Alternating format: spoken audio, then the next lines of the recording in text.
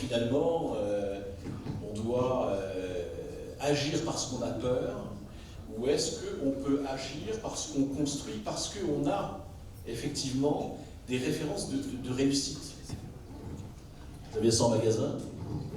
Oui, il y en a. Alors, j'en ai trois, je pense à trois, il y en a une que je vais développer un petit peu plus que les autres. Il y a un exemple réussi de transformation absolument incroyable, très rapide, et que nous avons tous connu. Pourtant, personne n'était consentant, c'est la transformation numérique. Le monde s'est considérablement transformé.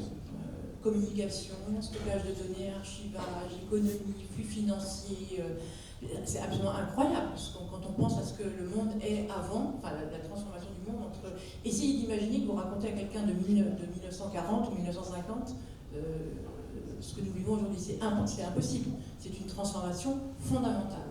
Elle s'est faite en 20 ans, dans tous les pays, pour le coup, là c'était universel, c'est que le téléphone portable est avec la brosse à dents l'objet le plus universel. On dit qu'il y a autant de téléphones portables que de brosses à dents dans le monde.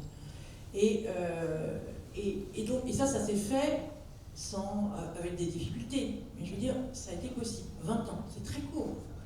Et on est entré dans une nouvelle ère, un nouveau chapitre de notre civilisation, qui est la civilisation numérique. Donc ça, c'est un premier exemple.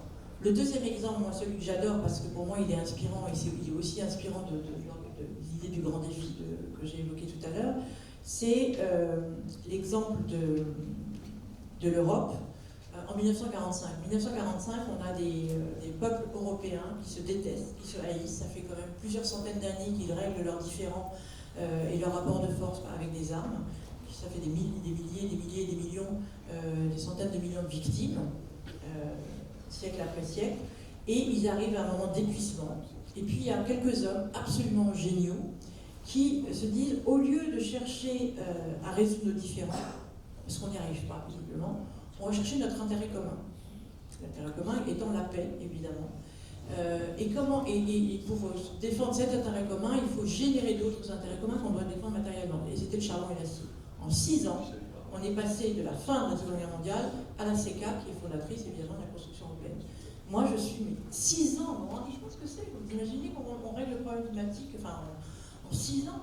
C'est absolument incroyable. Donc, c'est possible. Parce que vraiment, quand moi, je me souviens avoir discuté avec mon grand-père, c'était lui-même, il disait, mais c'était impensable. On nous l'aurait dit, c'était pas pensable. Donc, l'impensable est faisable. Puis, le troisième exemple, si vous me permettez, puisque vous parlez d'accident de la vie, de rupture, et donc, je vais évoquer mon histoire personnelle de transformation réussie. Donc, en décembre 2016, mon mari est décédé brutalement, et on n'avait pas d'assurance, on avait tout préparé sauf ça, ce moment où la vie bascule, parce qu'il n'était pas spécialement malade, etc. Donc il y a la minute d'avant, la minute d'après. Et quand il meurt, je perds tout. Je perds le père de mes enfants, évidemment. Je perds l'amour de ma vie. Je perds tous les projets qu'on avait ensemble. On collaborait parce qu'on travaillait ensemble, donc je perds ce projet-là aussi. Et puis, je perds l'ami, le compagnon, et je perds aussi 80% des ressources pour vivre de la famille.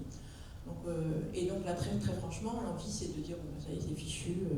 Et l'envie est même de partir, parce qu'on ne voit pas. Ça n'est pas possible de vivre autrement. La vie était tellement géniale, exactement comme la vie que nous vivons depuis quelques décennies est absolument fabuleuse. On ne peut pas imaginer comment on peut vivre autrement, être heureux autrement.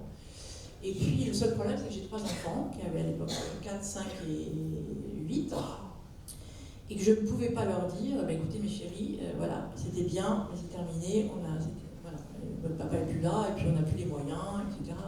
Exactement comme on ne peut pas dire aujourd'hui aux jeunes, désolé, il n'y a plus de ressources, vous y faire, la planète est bousillée, il faudra vous adapter, désolé. Non, on ne peut pas, humainement, moralement, en termes de responsabilité, on ne peut pas.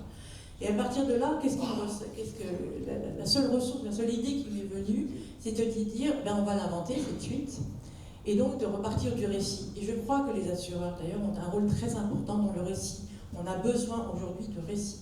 Le récit, c'est quoi? C'est de prendre les enfants tous les soirs et d'imaginer la suite. Écoutez, les enfants, on ne va plus pouvoir vivre dans la maison où on habitait à l'époque, parce que pour telle et telle raison, c'est trop cher, c'est trop loin. Bon. Il faut qu'on déménage. Alors, on a commencé à imaginer c'était quoi les critères pour déménager. Il fallait qu'on soit au centre d'une ville, parce que comme ça, on pourrait prendre le bus, on n'aurait plus besoin de la voiture. Et puis, on commence à réfléchir. Puis après, oui, mais on va vivre dans un appartement, du coup, et puis dans une maison, il n'y aura plus de jardin.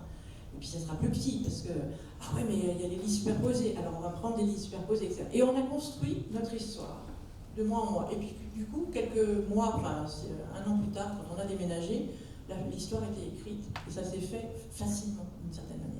Je ne dis pas que le deuil s'est fait aussi facilement, etc.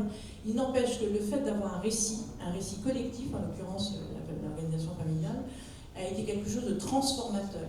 Et on a découvert des tas de ressources sur lesquelles on ne s'était jamais appuyé. On a découvert qu'on pouvait se passer certaines choses extrêmement facilement. Et je pense que, alors c'est une petite échelle, c'est ma petite famille, etc. Sur le moment, quand c'est une telle rupture, c'est pas si évident que ça. Mais c'est surtout, ça a permis à mes enfants de découvrir tous les possibles. Et je pense qu'on a besoin aujourd'hui de ces récits et de refabriquer des possibles. Et on en a plein de possibles. Mais à partir du moment où on accepte qu'ils ne seront pas les mêmes, on n'est pas sur de la relance, on est sur de l'invention, sur de l'après. Et ça, je pense que c'était une grave erreur d'appeler le plan de relance, parce que justement, ça nous ramène à un monde qu'on veut rattraper. Or, celui-là, il est caduc. Ça ne veut pas dire que celui d'après, il est épouvantable. Il faut juste qu'on avance. Alors, vous allez pouvoir tout à l'heure poser des questions à Virginie, puisqu'elle nous accompagne au 7e étage. C'est pas le ciel. Non, c'est pas le ciel, non, mais c'est bien aussi. Hein. Le 7e, oui, surtout. Absolument. Et je voulais simplement, Virginie, vous parler d'un de vos précurseurs. Alors, ça ne nous rajeunit pas parce que c'est la fin du 19e siècle, donc vous n'étiez pas né, moi non plus, mais bon. Et c'est Ralph Waldo Emerson que j'aime beaucoup parce qu'il ça fait partie de ces gens qui ont une idée de la nature comme sujet. Et je veux dire, à la fin du 19e, quand même, je veux dire, voir qu'on se pose les mêmes questions, mais lui donne un embryon de solution que vous avez d'ailleurs, que vous portez, et je trouve ça intéressant. Il dit, il n'existe pas de défaite, si ce n'est de l'intérieur.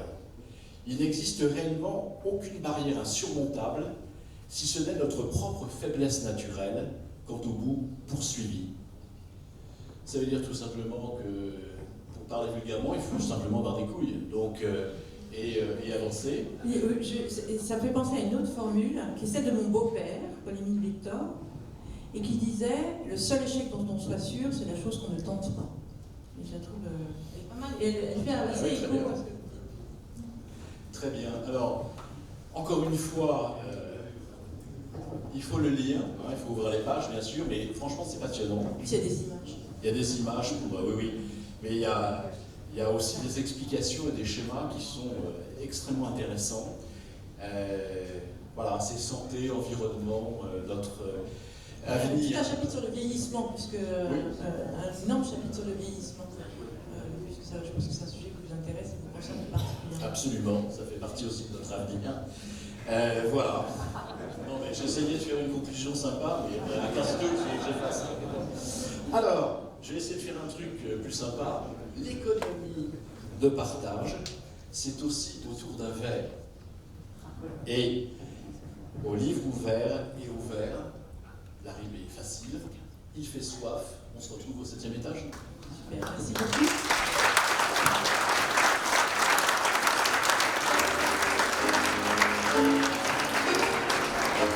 Les oliviers baissent les bras, les raisins rugissent du lait. Alors, avant que vous quittiez la salle, je demande à notre jardinier Philippe, viens Philippe, ne sois pas timide.